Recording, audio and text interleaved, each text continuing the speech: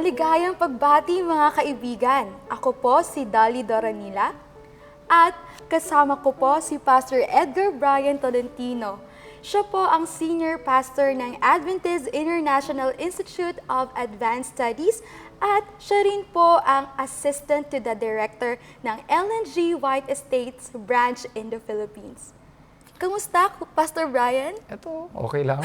Kumusta din po yung ating po mga tagapanood. Maligayang pagbati po sa inyong lahat. Sana po ay very comfortable na manunood kayo nito. Mapapakinggan natin ang ilan sa mga pag-aaral natin tungkol kay Ellen G. White. At Pastor Brian, nagagalak po ako muli na mag-aaral po ulit tayo ng mga buhay at mga salita o mga sulat ni Ellen White. At masaya po ako na makasama po natin ang ating mga manonood. At ito po muli ang Sharing the Vision. Pero Pastor Brian, bago po tayo magsimula, tayo po muna ay manalangin. O dakila po naming Diyos, Panginoon, ipinagpapasakop po namin ang aming buong kaalaman sa inyo. Maraming pagkakataon, Panginoon, ay pinangungunahan namin ang inyong mga kaisipan. Sa pagkakataong ito, buksan po ninyo, Panginoon, ang aming mga puso. Natanggapin, Panginoon, ang anumang aral na aming tatanggapin, mapapakinggan, upang mabuksan ang aming mga pag-iisip patungkol sa kung paano po namin i-interpret o ipapaliwanag, Panginoon, ang mga sulat ni Ellen White. Kasihan po nawa kami, Panginoon, ng inyong presensya. Sa pangalan po ng Panginoon Hesus. Amen. Salamat po, Pastor. Ako, ready na po ako mag-aral. At alam niyo po, sobrang na-excite na po ako muli na pag-aralan ng buhay ni Ellen White. At habang patagal na patagal po tayo sa pag-aaral, at ay patindi po ng patindi ang ating pag-aaralan. Tulad po ng topic po natin ngayon, How to read Ellen White in the 21st century. So parang nire-relate na ito sa panahon natin ngayon. Kung ano nga ba ang mga relasyon ng sinulat ni Ellen White sa kapanahunan po natin. At alam ko po ng ating manonood ay may ilan rin pong katanungan sa ating pong pag-aaralan ngayon sa ating episode. Tulad po ng paano nga ba sinulat ang Biblia? I'm sure nagtataka sila kung ito ba ay binigay na lang kaagad ng Panginoon o marami pong mga pinagdaanan o marami taong pinagpasahan bago po ito isulat. At isa pa po sa mga katanungan na ating pong tatalakayin, ano nga po ba ang relasyon ng sulat ni Ellen White at sulat ng Biblia? Ako, exciting po na malaman po natin ang kasagutan dyan. At isa pong tanong ay, paano po ba natin babasahin ang sulat ni Ellen White? Ano po ba ang tamang interpretasyon para po doon? At ang huling tanong na ating tatalakayin ay, paano po ba natin haharapin ang mga kritisismo sa mga sulat ni Ellen White? Well, napaka-interesting talaga ng mga tanong mo, no? Unang-una mong tanong, paano ba sinulat ang Biblia? Kasi may kinalaman ito sa kung paano nakikitungo ang Diyos sa mga tao at paano nagko-communicate ang Diyos sa mga tao sa pamamagitan ng mga propeta. Ang pangalawa mong tanong ay may kinalaman sa ano bang relasyon ng writings ni Ellen White? Saan bang mas mataas sa kanila? Sino man dapat nating sundin? Nagkakatunggali ba yung dalawa? Di ba? May mga ganyang debate. Ang susunod pa dyan paano ba natin i-interpret talaga ang writings ni Ellen White? At paano ba natin haharapin yung mga kritisismo? Kasi nadi-divide yung church natin sa dalawa dahil sa magkaibang interpretation. So, mahalaga talaga yung ating pag-uusapan ngayon. At nais kong simulan ito sa librong Great Controversy. Narinig mo na ba ito? Opo. Isa po yan sa pinakasikat na libro ni Ellen White. Alam mo ba ang Great Controversy hindi pinamagat ang Great Controversy nung una pa? So, actually, ang Great Controversy ay isang revised edition ng na-revise ito noong 1911. Ito na yung pinakahuling revision bago mamatay si Ellen White, 1911. Kasi namatay siya noong 1915. Opo. Sa madalit sabi, ang tanong sa atin ito bang sulat ni Ellen White na to? Kasi dati, parang tinatanggap ng mga tao na ang inspirasyon ng Diyos ay verbal o yung tuwiran na sa pamamagitan ng kanyang mga salita ay sinabi kay Ellen White.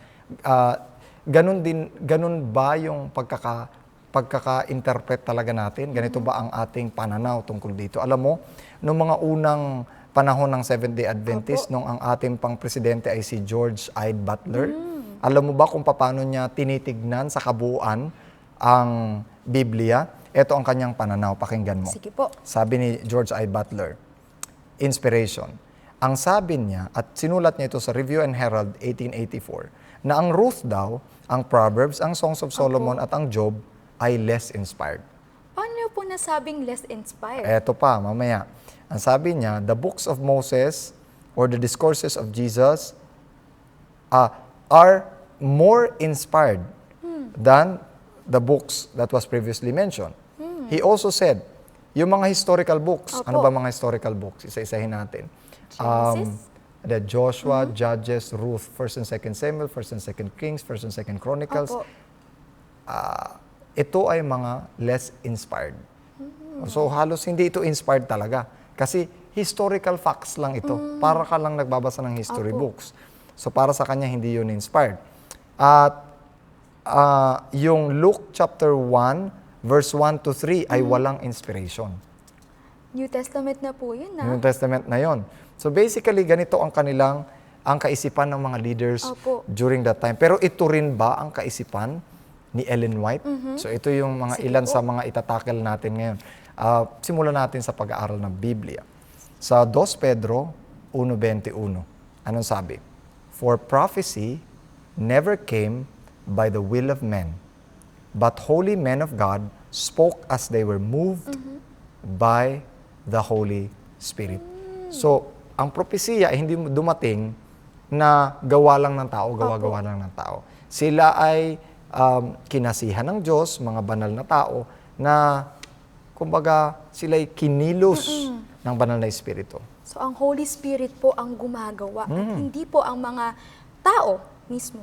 Yun. Opo. So, ang inspirasyon ay galing sa banal na Espiritu. Paano siya nag-i-inspire? Paano nga po? Tingnan natin ha. 2 Peter chapter 1 verse 21. For prophecy never came by the will of man. Ang sabi ng 2 Timothy chapter 3 verse 16, all scripture, lahat ng scripture Apo. is given by inspiration of God. Okay? And is profitable for doctrine, for reproof, for correction, for instruction in righteousness. Ano ibig sabihin nito? All scriptures are inspired of God. God breath.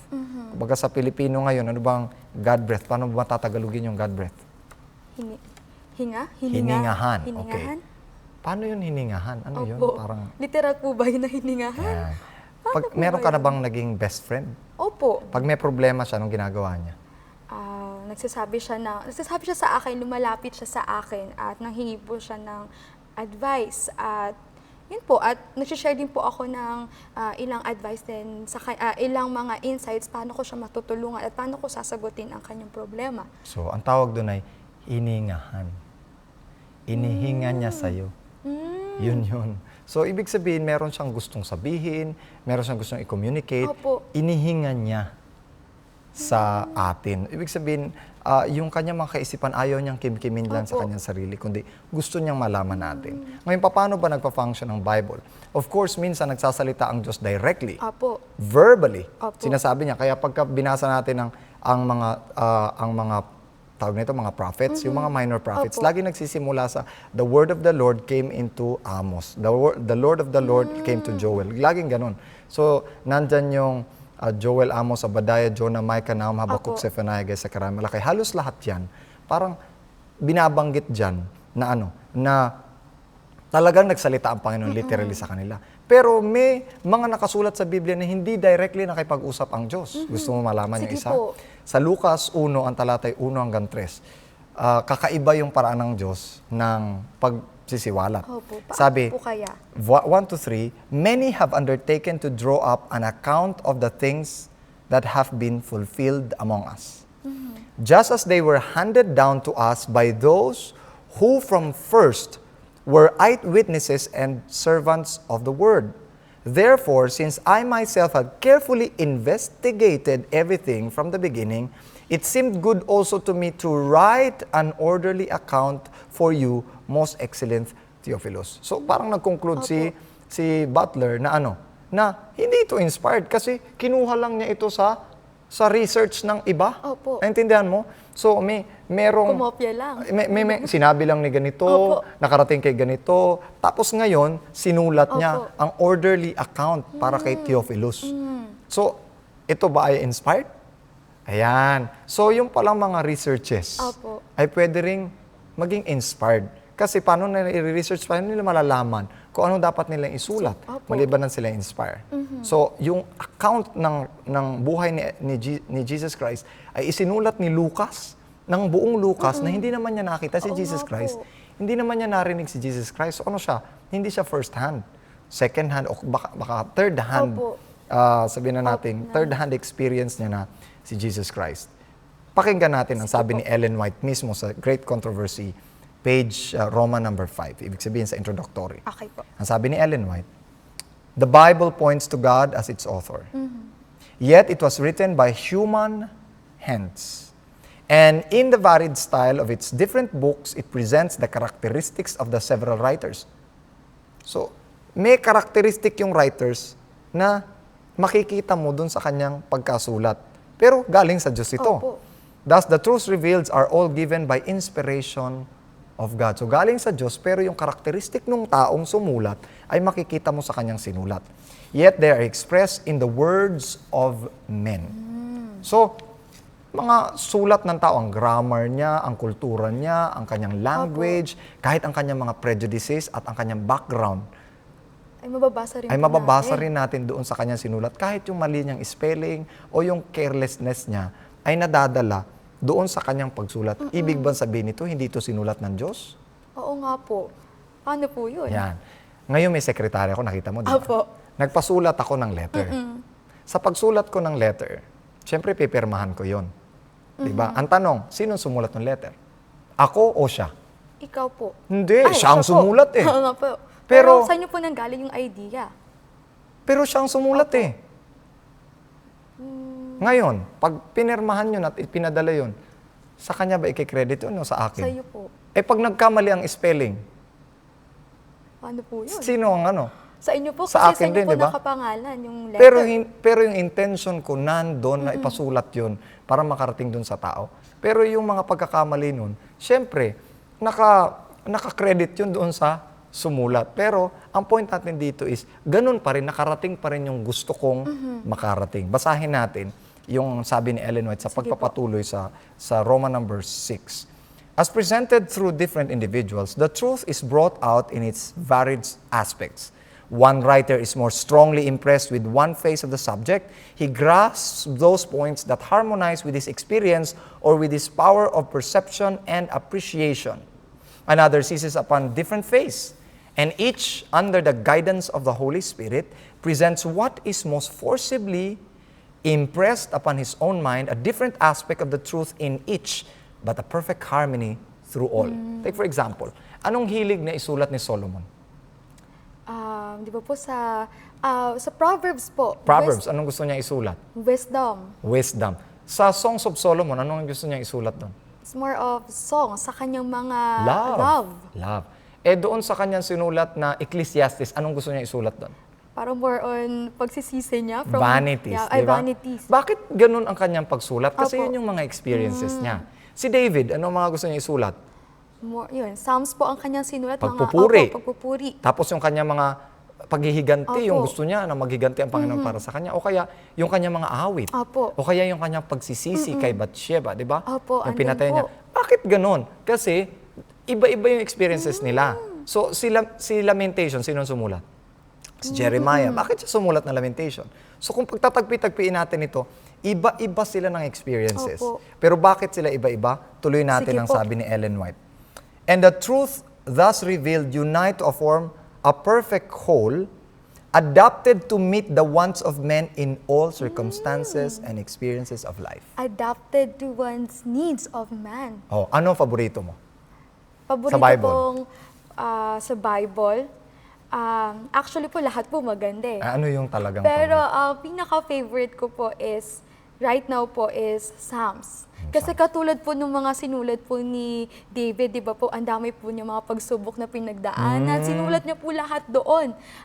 Yung nga po yung Psalms 23 nga po, di ba? At So, na-apply ko po, parang Nakaka-relate, that's Nakaka-relate it. po ako Kaya ka doon. nakaka-relate kasi may experience kang Opo. kagaya ni David. Pero dun sa iba na matatalino, Opo. nakaka-relate sila sa Proverbs. Doon naman sa masyadong pine-persecute, nakaka-relate sila sa Lamentation. Opo. Doon naman sa wala silang pag-asa sa gospel, nakaka-relate sila sa Isaiah, nakaka-relate sila sa Matthew. So, Kaya iba-iba yung experiences na yun. Kasi iba-iba yung taste na magiging magbabasa nito pagdating ng araw. Did you get it? Opo, tsaka nakakatuwa po eh. Kasi tayo rin po right now, di ba, marami po tayo na experience sa buhay at iba-iba po yung mga problema natin. At sa Bible po, from the experiences po ng mga authors po doon, nakakakuha po tayo ng mga ideas, That's makakatulong po sa atin. At imagine po ang tagal-tagal na po na isulat yun, but how come na hanggang ngayon, nakaka-relate Patok pa rin, po. di ba? Opo, patok May na hugot patok. pa rin. Yes, may hugot po, Pastor. So, ang point natin dito, alam na alam ng Diyos. At gumamit siya ng tao na meron talagang literal na experience para maramdaman ng tao na yun at makarelate din yung tao na makakabasa nito. Ganito kagaling ang paggawa ng Panginoon. Kaya sa atin. inspired po talaga yung mga yung text or yung mga salita na nakasulat sa Bible. So, ang I ibig agree bang po sabihin doon. nito, ang inspired ba na Bible, yung mga tao ba ay perfect? Perfect ba ang kanilang pagkakasulat? O ang Diyos ang perfect? Ang Diyos po ang perfect. That's it. So, kung pag nakakita tayo ng 1%, gatiting na porsyento na mali sa Bible, kung ano-ano man ito, it doesn't mean na this is not inspired by Opo. God. Meron mang maliliit na mga kung ano-anong pagkakamali dyan kasi yung ginamit ay fallible. At yung inspiration ay hindi sa pamamagitan ng verbal o talagang tuwiran na pagkakasulat, kundi sa pamamagitan ng thought inspiration. Ang tinatawag nating inspirasyon sa pamamagitan ng impression or kaisipan. Na parang ini-impress sila ng Panginoon na isulat ito o kaya isinulat nito nila kasi napakataas ng kanilang experiences para ito ay hindi dapat isulat. Kumbaga parang nakakapanghinayang Opo. na hindi ito isulat. Opo. Pero hindi ibig sabihin nito na hindi o walang pagkakamali ang mga sumulat Opo. nito. Take for example, yung mga nasa Biblia, sa tingin mo ba, hindi ba sila nagkamali? O meron ka bang kilala sa Biblia na hindi nagkamali? Parang halos lahat po naman po sa kanila ay nagkamali, Pastor. Pati ba yung mga propeta? Opo. That's it. Si Moises ba'y nagkamali? Nagkamali po siya. Si Nagalit Pablo nga ba'y po eh. nagkamali? Nagkamali po Si siya. Pedro? Nagkamali po. Oh, halos lahat ng mga sumulat ng Biblia nagkamali. Sila po yung imperfect persons. That's it. So basically, gumagamit ang Panginoon ng infallible. Sabi ni Ellen White sa Selected Messages, Volume 1, 416, man is fallible, but God's Word is infallible. So ang salita ng Diyos, ano ba ang salita ng Diyos? Hindi lang yung kanyang literal na sinulat, Opo. kundi yung intention niya ng pagkakasulat at kung paano niya gagabayan ito para makarating dun sa mga taong babasa nito. Ganito ang kapangyarihan ng Diyos. Ang sabi din ni Ellen White sa Selected Messages, Volume 1, page 20, in regard to infallibility, I never claimed it. God alone is infallible. So parang siya mismo, kaya kasi kung titignan natin si Ellen White at pagbabasihan natin na ay hindi naman niya inspired ng Panginoon kasi Opo. tingnan mo si Ellen White, ang dami niya mapagkakamali sa Opo. buhay. Pag ginanito natin at ibinase na natin kay Ellen White ang lahat ng bagay, bakit Diyos ba si Ellen White? Hindi Okay. po siya Diyos. Ano Tao pa ang lang po sabi siya. sabi sa Numbers chapter 20 verse 12? But the Lord said to Moses and Aaron, because you did not trust in me enough to honor me as holy in the sight of Israelites, you will not bring this community into the land I gave them. Si nagkamali si Aaron. Opo. Nagkamali si Moses. Bakit pa rin hinayaan ng Panginoon na sila ang sumulat? Kasi God uses ordinary, sinful, fallible people to do His infallible desires. Isa pa, sabi sa Acts of the Apostles ni Ellen White, 405, He was not authorized of God to concede as much as they ask. So yun ang kanyang reaction. Kahit si Pablo, may mga pagkakamali din. Opo. Pero ginamit din siya ng Panginoon na napakaraming naisulat ni Pablo. Si Pedro nagkamali din. Pero nakita mo ba yung ang sabi ng Panginoon, huwag kang tutuloy. Pinakonsid siya. Huwag kang tutuloy na pumunta doon. Pumunta pa rin siya sa Jerusalem. Pagkatapos noon, ayun na, hanggang sa namatay na pugutan siya ng ulo. Matigas din ang Opo. ulo eh. Diba? Opo. Pero ibig sabihin ba, pag matigas ang ulo, hindi na gagamitin ng Panginoon? Gagamitin pa rin ng Panginoon. Okay, ang sabi niya sa early writings, page 220. When copies of the Bible, of it, were few, I learned men had in some instances changes the words, thinking that they were making it more plain. when in reality, they were mystifying that which was plain by causing it to lean to their established views which were governed by tradition. So yung manuscript, ng pagpasa-pasa ng manuscript from one person to another, yung pagsusulat nito, minsan para palinawin nila yung Biblia, ang ginagawa nila, sinusulat nila sa mas malinaw nilang paraan. Hindi nila alam, mas lumalabo kasi enshrouded na ito ng kanilang personal na interpretation. Kaya More on sa kanilang kaya sarili. maingat nating itinatranslate ang Bible mula sa original na lingwahe Opo. para konti lang yung nawawala sa mga meaning nito sa atin. Bakit? Kasi ang tao ay fallible. Ang 1 Kings chapter 7 verse 23, He made the sea of cast metal. Tingnan natin yung example na to. He made the sea of cast metal, circular in shape, measuring 10 cubits from rim to rim. So yung diameter niya. And 5 cubits high. It took a line of 30 cubits to measure around it. Tingnan natin. Pagka kinwenta-kwenta natin ito sa mathematics, mathematics, Opo. ang circumference niya ay 10 cubits. Okay po. Ang diameter niya ay 10 cubits, okay. 10 cubits. Circumference. Times P. Kung i-measure natin 10 cubits times 3.14, ang exact ay 31 plus cubits. Opo. Pero ang sabi ng Bible, it took a line of 30 cubits to measure around it. So, kulang ng 1 plus cubit. So, ang Bible ba ay ano? Ang Bible ba ay hindi na mapagkakatiwalaan kasi kulang ng 1 cubit? Opo. Hindi mo ba yun? Ganun ba yun? O hindi ba tayo pwedeng mag-round off? Or ang Bible ba kailangan eksaktong-eksakto bago ano? O hindi na ba natin mapagkakatiwalaan ng Bible kung sakasakaling nagkamali siya ng 0.01%? Sukat. Pakinggan mo ang sabi Sige ni po. Ellen White tungkol dito. Selected Messages, page 16. Some look to us gravely and say, "Don't you think there might have been some mistake in the copyists or in the translators?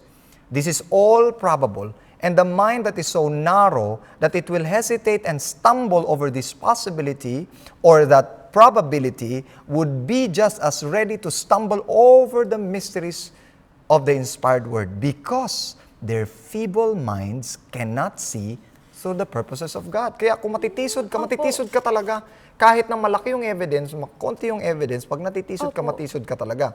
Yes, they would just as easily stumble over plain facts that the common mind will accept and discern the divine, and to which God's utterance is plain and beautiful, full of marrow and fatness. Buong-buo yung Bible, pero ang titignan pa rin nila maliliit na Yung maliliit na pagkakamali. bagay.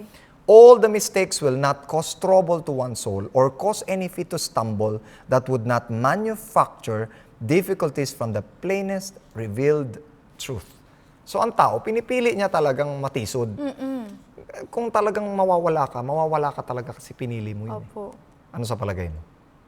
O nga po yung mga tao kasi parang mahilig mag-scrutinize lagi ng mga bagay. Hindi na lang po nila tinitingnan yung bigger picture. Ganyan yan pag nag-post ka sa Facebook. Opo. Ang laging titignan nila yung mali mo. Opo. Oh, Yun ang nga galing-galing, po parang di ba? yun po ang nature ng tao, di ba? Talagang instead na tignan yung mga bubuting bagay, yung negative pa sa'yo, which is hindi po nakakatulong. Yes, dagdag pa ni Ellen White. Tingnan mo, babasahin ko, Education 170. The mysteries of the Bible, so far from being an argument against it, yung hindi natin maintindihan sa Bible is argument against it, are among the strongest evidence of its divine inspiration. Kung hindi mo maintindihan ng Bible, hindi dahil sa ito hindi inspired. Kaya nga hindi mo maintindihan ng Bible Opo. kasi inspired ito. Naintindihan mo? Opo. It is contained, if it contained no account of God, but that which we could comprehend. If His greatness and majesty could be grasped by finite minds, then the Bible would not as now bear the unmistakable evidences of divinity. Kung kaya mong intindihin kaagad ang Bible Opo. at mababaw na mababaw, hindi ka nagbabasa ng Bible. Hindi Diyos ang may author niyan. Yan ay comics o kaya ay newspaper. Opo. Bakit? Kasi kayang-kaya mo intindihin eh. Opo. Di ba? Parang leisure na lang at madali lang kasi intindihan. Madali. So para ka nagbabasa ng novel. Bakit? Kasi gawa ng tao. Sabi na Opo. the greatness of its themes should inspire faith. In it has the word of God. Kaya pala minsan parang ang hirap naman intindihin ito kasi nga inspired itong mga Yes. sulat at kasi galing ito sa Panginoon. May isa na lang akong quotations bago Sige tayo po. mag-summarize ng konti. Ang sabi dito, in almost every case where persons become unsettled in regard to the inspiration of the Word of God, it is on account of their unsanctified lives. Kasi ayaw nilang ayusin ang buhay nila. Opo. Kaya offensive sa kanilang scriptures. Ang sabi dito, which that word condemns, they will not receive its reproofs and threatenings because this reflect upon their wrong course of action. Alam So, niyo, Pastor Bright, parang totoo po talaga yun. Kaya ang hirap talaga minsan intindihin yung mga salita sa Biblia dahil yung isip mo ay madumi. Parang hindi ka ready tanggapin yung kaluwalhatian at glory ng Panginoon. Wala na tayong oras, pero gusto ko Opo. nang i-summarize po Sige mga po. kapatid uli yung aking mga binanggit. Gusto ko pong sabihin sa inyo na ang pagko-communicate po ng Panginoon, ang pakikitungo ng Panginoon, pakipag-usap ay sa pamamagitan ng kaisipan, hindi po sa pamamagitan ng tenga o ng mga kamay. Pangalawa, ang Biblia ay sinulat sa salita ng tao. Hindi man talaga sa salita ng Diyos. Pangatlo, ang Biblia, ang buong Biblia ay kinasihan ng Diyos, buong buo. Okay? At ang pang-apat, na may mga minor siguro na mga errors pero hindi po ito makapagwawala sa atin sa pananampalataya. Panglima, yes, ang mga prinsipyong ginamit sa Biblia ay prinsipyo ring magagamit natin sa sulat ni Ellen White. Ganun din sinulat ang sulat ni Ellen White. Wow, nako, napaka-informative po ng ating napag-aralan ngayon. At I hope ang ating mga manonood ay natutunan din po nila kung paano nga ba isinulat ang Biblia. I hope natandaan po nila yung ating pinapag-usapan, Kuya Pastor Bry. At bago po tayo magtapos, maari po bang tayo po muna ay manalangin? Sige po, tayo po yung manalangin. Dakila po namin Diyos, napakabuti po pala na mga pangyayari na bagamang kami ay hindi, kami nagkakamali, kami fallible, ay ginagamit nyo pa rin kami, Panginoon. At ang mga salitang ito na talagang tumatanim sa aming mga puso ay sapagkat ito ay sinulat ng tao na may karanasan na kagaya ng tao na kagaya namin. Sana po, Panginoon, ay patuloy namin ma-appreciate ang Biblia at ang sulat ni Ellen White. At sana, Panginoon, sa pagtatapos ng programang ito ay muling mabuksan ang aming uhaw sa pagbabasa ng Biblia na ito'y nakikipag-usap sa amin ngayon sa pangalan ng Panginoon Hesus. Amen. Mga kaibigan, marami ba kayo natutunan sa ating pag-aaral? Naniniwala na ba kayo na ang Biblia ay inspired? Nako, sana ay naliwanagan kayo sa ating pag-aaral ngayon. At bago po tayo magtapos, gusto ko pong iwanan sa inyo ang mga sinabi ni Ellen White, that we should not fear about the future unless we forget how God led us from the past. Muli, ako po si Dali Doranila at kasama ko po si Pastor Brian. At ito po ang Sharing the Vision.